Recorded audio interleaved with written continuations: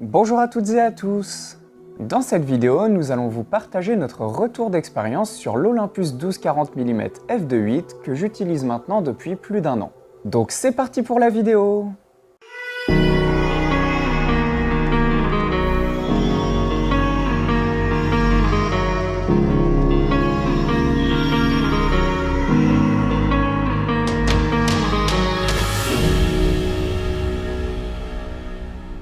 L'Olympus 12-40 mm f2.8 est un objectif de la gamme MZUIKO Pro, c'est-à-dire que c'est un objectif qui a une construction en métal et qui est dans les objectifs haut de gamme de chez Olympus.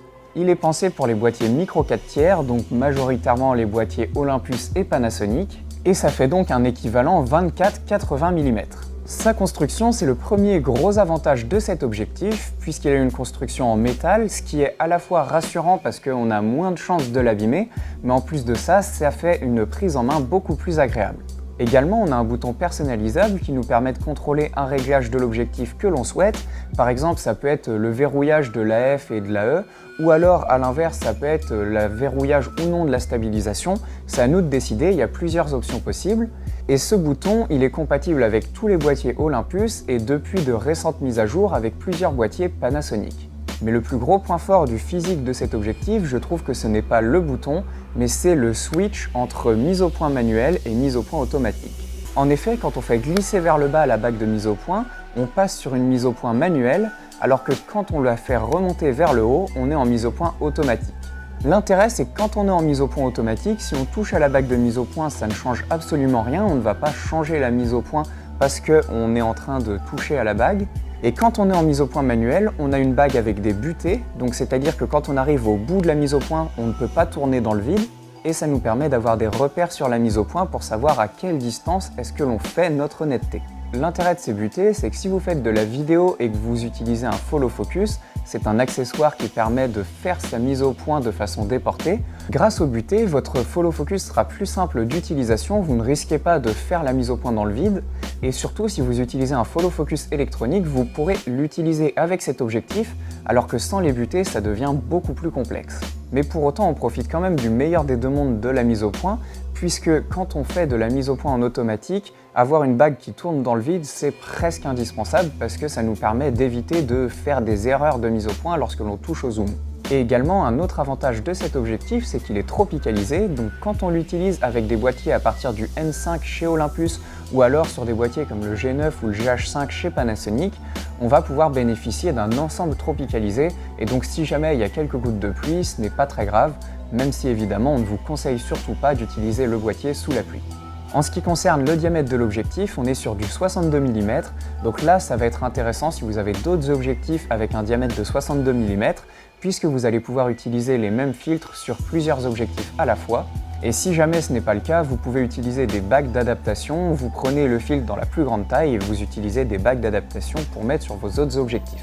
En ce qui concerne la rapidité de mise au point, l'objectif est vraiment très réactif, ça il n'y a pas de souci à ce niveau-là, et c'est assez agréable. Alors personnellement je l'utilise sur un Panasonic G9, donc on a probablement une encore meilleure réactivité avec les boîtiers Olympus qui sont vraiment optimisés pour cet objectif-là. Mais déjà sur un boîtier Panasonic, on a de très bons résultats au niveau de la mise au point, l'objectif est très réactif. En ce qui concerne le piqué, on a de très bons résultats sur toute la plage de focale de cet objectif.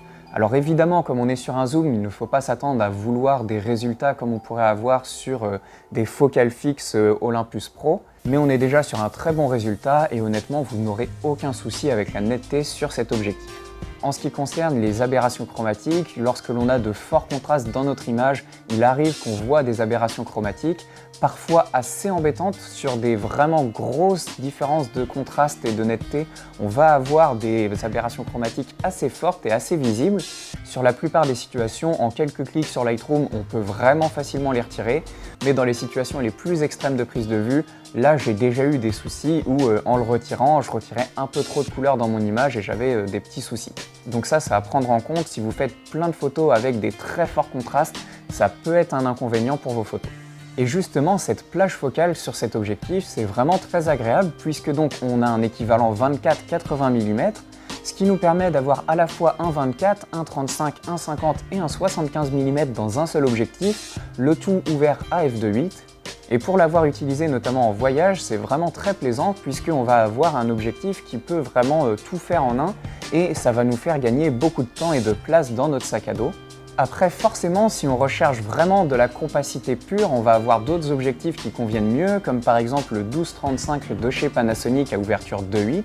Mais là, ce qui fait que moi j'ai préféré prendre le 12-40 2.8 de chez Olympus, c'est notamment donc ce switch entre mise au point manuel et mise au point automatique, et puis ce petit bouton personnalisable qu'on ne retrouve pas chez Panasonic.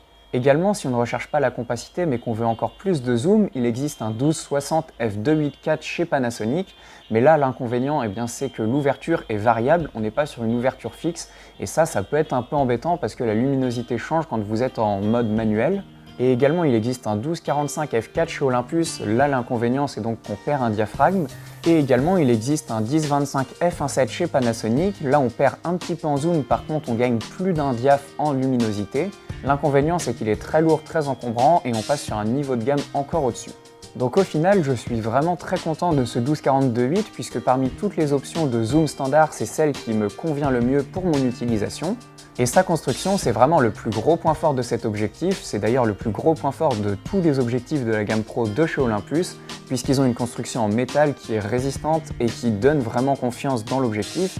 Et en plus de ça, ils ont ce fameux switch entre mise au point automatique et mise au point manuel. Et honnêtement, une fois qu'on l'a testé, on a beaucoup de mal à revenir en arrière et on aurait envie que tous les objectifs aient ce type de switch en mise au point. Donc au final, s'il y a des personnes pour qui je pourrais vraiment recommander cet objectif, c'est pour toutes les personnes qui veulent un zoom standard qui fasse un maximum de focale en 1 avec une plutôt grande ouverture. Et surtout, comme il reste assez compact, il est très adapté aux personnes qui font de la photo en déplacement, puisque à la fois vous pouvez lui faire confiance grâce à sa construction, et en même temps vous n'êtes pas sur un objectif qui soit trop lourd, trop imposant, et qui soit gênant à mettre dans son sac à dos. Voilà, on espère que cette vidéo vous aura plu. Si c'est le cas, abonnez-vous et laissez un j'aime. Et nous, on vous dit à bientôt pour une prochaine vidéo. Bonne journée à toutes et à tous.